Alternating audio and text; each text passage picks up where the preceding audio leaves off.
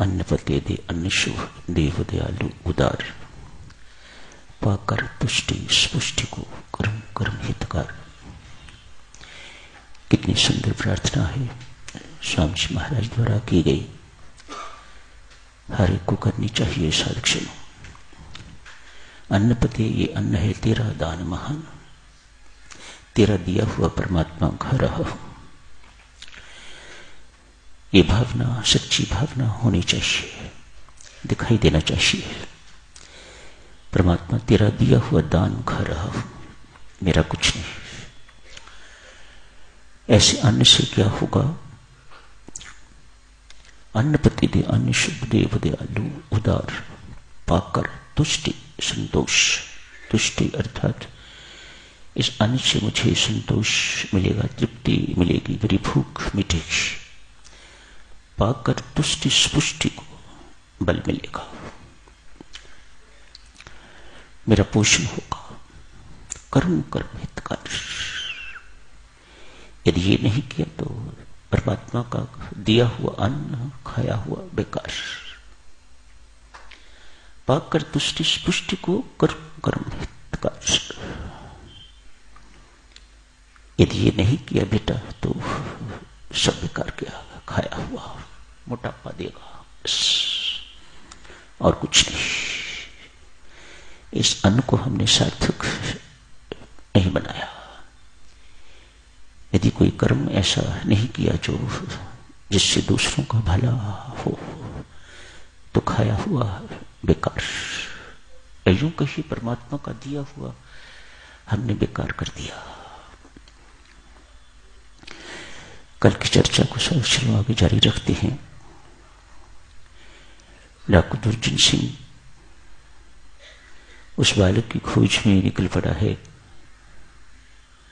जिसकी मां बड़े सुंदर कपड़े पहनवाती है, लाखों के गहने पहनाती है, श्रृंगार करती है, जिसके हाथ में बांसुरी है, मुरली है, गले में पीतांबर डाला हुआ है, मयूर मुकुटी है, गाय चराता है यमुना के किनारे। इतने सारे चिन्ह, इतने सारे संकेत बाकी।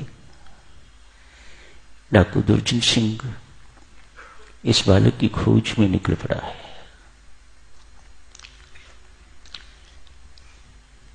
एक साधक अपनी लंबी यात्रा तय करने के लिए निकल पड़ा है। लक्ष्य बहुत स्पष्ट है, उस बालक को पाना है, उससे प्यार करना है या उससे सब कुछ छीनना है, ये बात की है। पर अभी तो उसे मिलना है, पाना है, खोजना है उसे।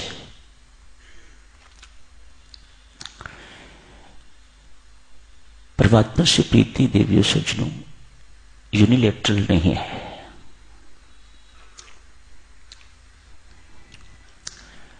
भक्त की भावना बहुत ऊंची। O lord, you remembered me first. आपने पहले मुझे याद किया, तब मेरे हृदय में आपके प्रति याद आई। इट्स बाइलेटरल, दोनों तरफ से। संभवतः परमात्मा की तरफ से अधिक, हमारी तरफ से कम। इधर तार बज रही है तो उधर तार भेजी जा रही है, तब इधर बज रही है। यही सच्ची बात है। उधर तार बजे बिना इधर बजती नहीं। उधर परमात्मा के हृदय में प्रीति आए बिना आपके हृदय में प्रीति जागृत नहीं हो सकती और ना ही बढ़ सकती है। परमात्मा की अनायतों को, परमात्मा की मेहरबानियों का हम दिया क्या कभी नहीं चुका सकते साधुजनों। किस सटल ढंग से वह सब कुछ करता है वही जानता है, हमें बोध ही नहीं है। भगवान श्री कृष्ण बांसुरी बजाते हुए चल पड़े हैं डाकू की ओर। बड़ी सुरीली आवाज बांसुरी की दूर थी, पास आती हुई सुनाई दे रही है। डाकू रुक गया।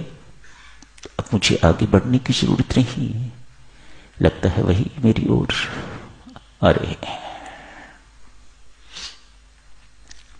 आ रहा है, आ रहे हैं तो नहीं, आ रहा है बालक। मुरली ने मस्त कर दिया बांसुरी की ध्वनि। झूमने लगा है दुर्जन सिंह। आंख बंद हो गई। ऐसी मस्ती, ऐसी मिठास उस मुरली की धुन ध्वनि में। एक डाकू मस्त हो गया है, आंख बंद करके तो झूम रहा है। आंख खुली तो क्या देखता है, प्रकाश पुंज में एक नन्हा बालक खड़ा है, जैसा पंडित ने कहा था। देख के उस बालक की छवि को तो डाकू मुग्ध हो गया है, लेकिन अंदर कोई भक्ति की भावना तो नहीं है, कोई प्रीति की भावना तो नहीं है। हाथ में लंबी एक स्टिक पकड़ी हुई है, ऐसे करके उसे मारा। इसे देख रहे हो? डाकू ने कहा,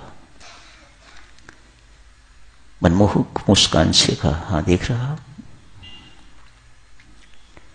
अपने सारे के सारे गहने मुझे दे दो। ना दूं तो? भगवान पूछते हैं।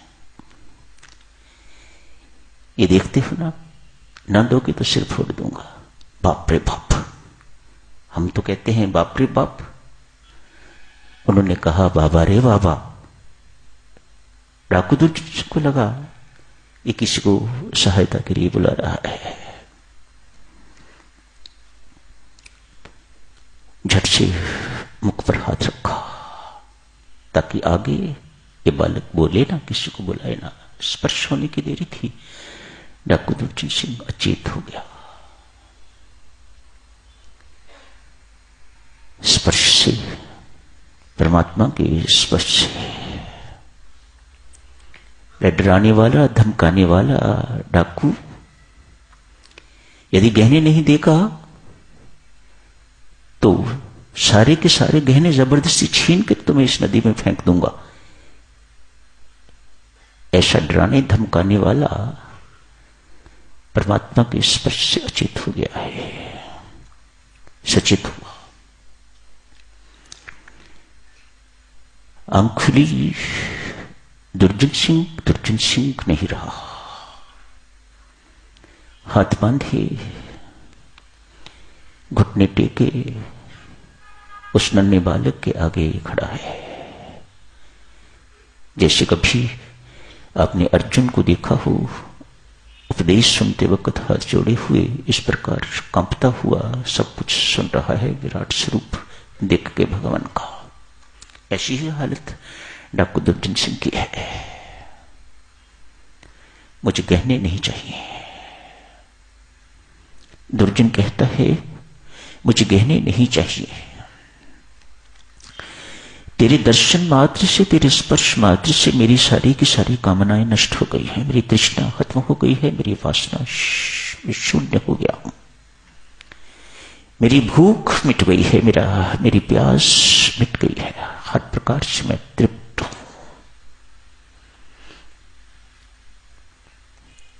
आज से मैं यहीं रहूंगा, मैं वापस नहीं लौटूंगा। बालक, जो भी तुम हो मुझे पता नहीं, जो भी तुम हो मेरे से वायदा करो, रोज मुझे दर्शन देने के लिए आया करोगे। तूने मेरी ये हालत कर दी है कि मैं तुझे देखे बिना रह नहीं सकूंगा। जिस दिन तू नहीं आया उस दिन समझ लेना मेरा जीवन का अंतिम दिन होगा। डाकू कह रहा है।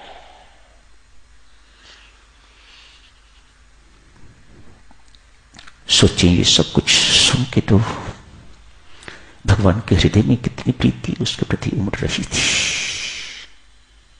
बहुत प्रीति उमड़ी। कहा, तुम मेरे गहने तो नहीं छीनोगे? नहीं। 100 बार कान को हाथ लगाता हूं, नहीं। मुझे पीटोगे तो नहीं, मारोगे तो नहीं?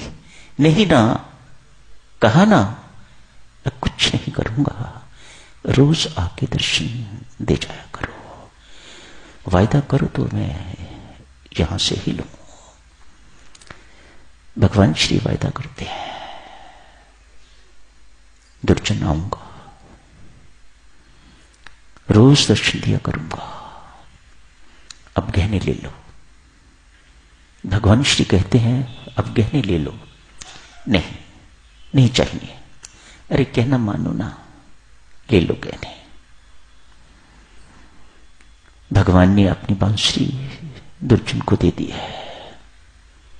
चूड़ामणि, गले की माला, सब सोने की, सब उतार के उसे दे दी है। ले जाओ।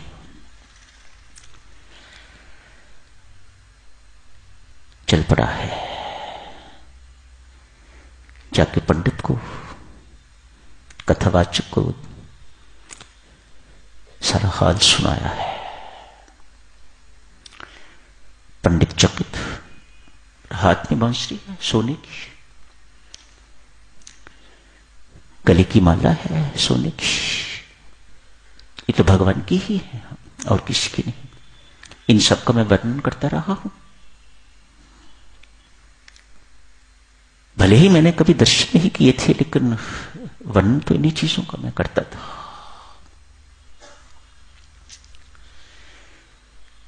पंडित कहते हैं,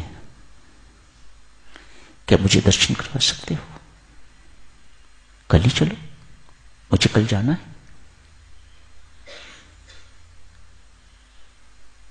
आज भक्त दुर्जन सिंह पंडित को साथ लेके तो जंगल में चला गया।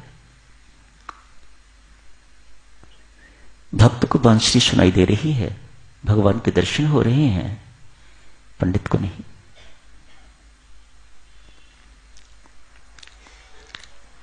पंडित कहता है, मुझे दर्शन कराना। क्यों नहीं करवाता दर्शन? अरे सामने तो, ये तो खड़े, दर्शन कर। कैसे दर्शन दें? ये सामने तो खड़े हैं, मुझे दर्शन हो रहे हैं, मुझे बांसुरी की आवाज सुनाई दे रही है, मैं इनसे बातचीत कर रहा हूं, और कैसे दर्शन दें? भगवान श्री कहते हैं, दुर्जन, मेरे दर्शन तेरे जैसे सरल भक्त को, निष्कपट को, निश्चल विश्वासी को, इस दुर्जन पंडित को नहीं। कथा तो करता है, लेकिन कभी कथा इसने मुझे रिझाने के लिए नहीं की, धनवानों को रिझाने के लिए, जिनसे इसने पैसे बटोरने होते हैं। इस पंडित का भगवान मैं नहीं, इस पंडित का भगवान वो जो पैसे देने वाले हैं, जिन्हें ये कथा रोज सुनाता है। ये मुझे नहीं कथा सुनाता। तू ना जाने दुर्जन किन हालात में डाकू बना, पर तेरा हृदय बहुत साफ सुथरा हृदय है तेरा।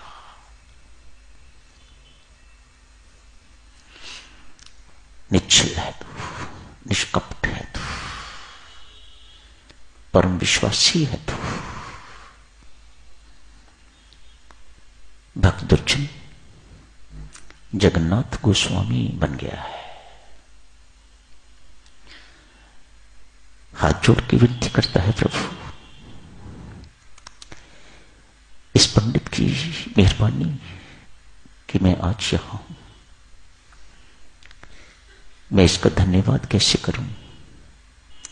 मेहरबानी करके इसे एक बार अपनी झलक दिखा दो।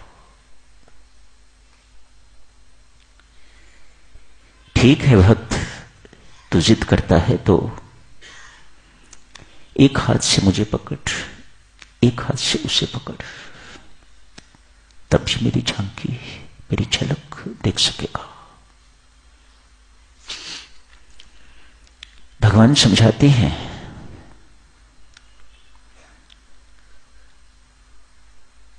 एक हाथ से मुझे पकड़ेगा, एक हाथ से उसे पकड़ेगा, तो उसके जन्म जन्मांतर के कुसंस्कार नष्ट हो जाएंगे, साफ हो जाएंगे, भस्म हो जाएंगे, तब वह मेरी झलक देख सकेगा।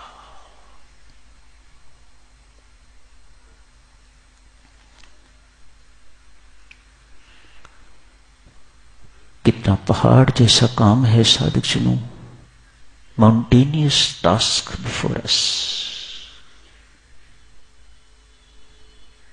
इसके जन्म जन्मांतर के पाप मेरे स्पर्श से, एक तरफ मेरा स्पर्श, दूसरी तरफ तेरा स्पर्श, मानो मेरे स्पर्श का करंट उधर पहुंचेगा तो मैं उससे स्वयं हाथ नहीं लगाना चाहता।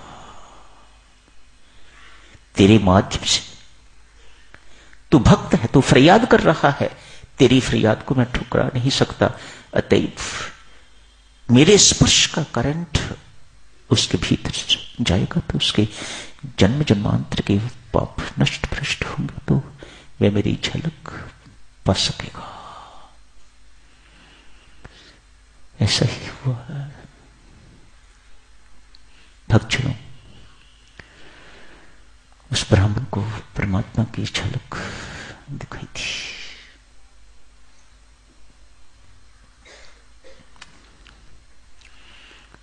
कल का डाकू, कुख्यात डाकू,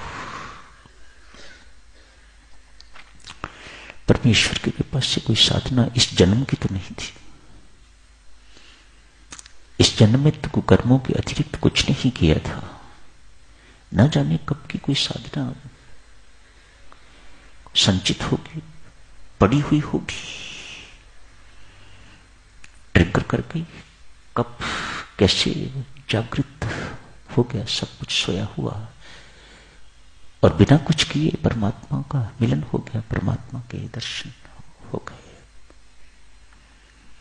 परमात्मा की अकारण कृपा भी हो सकती है, पर अकारण कृपा के लिए भी मेरी माता और सज्जनों, परमात्मा कोई कारण मांगता है। जब भी होगी अकारण कृपा होगी, ये बहुत स्पष्ट है, पर उस अकारण कृपा के लिए भी कोई कारण चाहिए परमात्मा को, और वह है साधना और हमारी निष्कपटता, निश्चलता, सरलता। दुष्ट, कुटिल, कपटी, दंभी, इन सब से परमात्मा अपना पल्लू छुड़ाता है। इनको अपना पल्लू पकड़ने नहीं देता। सरल हृदय के पीछे, अर्जुन के पीछे पीछे उसके जीवन रथ की डोर स्वयं अपने हाथ में लेता है अर्जुन, अर्थात सरल। तो यहीं समाप्त करने की इजाजत दीजिएगा। धन्यवाद।